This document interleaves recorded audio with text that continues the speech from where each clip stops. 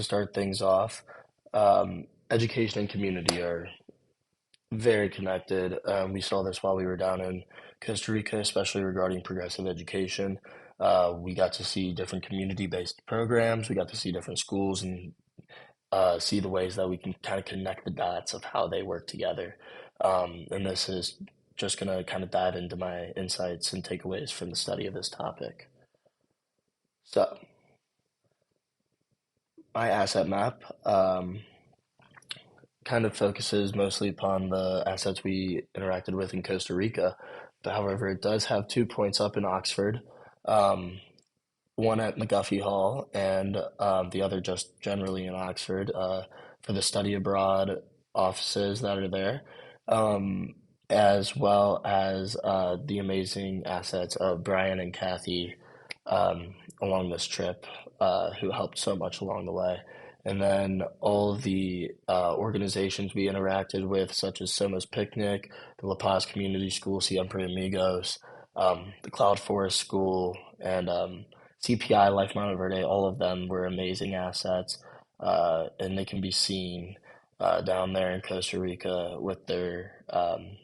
little markers, as well as one just in the middle of Costa Rica to represent the best tour guide ever, Brandon. So, focusing on community experience, Soma's Picnic was a really great example of how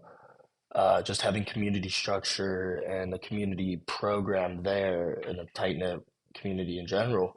can help better and impact the lives of the people who reside within it. And I think that was really beautiful, very impactful when we were there. Um,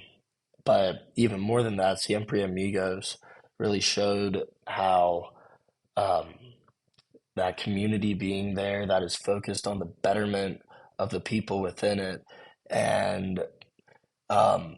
really influencing the lives of these kids at a young age can help them to grow and be invested in the community, and they want to make it better for themselves as well as the other people within it because they care about it, which was really, really powerful when we were down there as well.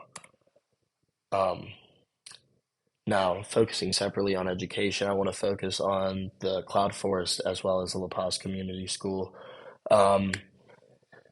which the Cloud Forest School was very much founded by the members of the community, which is amazing, and focused on the education of the student as a whole within their environment and within nature, which is important to the community in that area, which is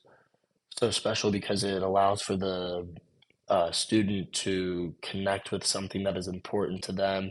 with a community that is important to them, and really care about their studies and become more involved in a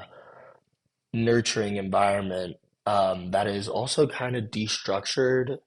to allow the student to find their own structure through the community that is present within the school, um, to kind of fall back on that instead of relying on a clockwork drill and kill system like we have in America. Um, then the La Paz Community School was created and aligned with the philosophy of same as many other IB schools, and focused on providing education that can help lead students into the real world that places a high importance on the community aspect um, through education, utilizing that as a tool for greater education. And so then seeing them come together, it really shows how these communities can be utilized and weaponized really for the betterment of student education when we use it in the right way, which is why I also think that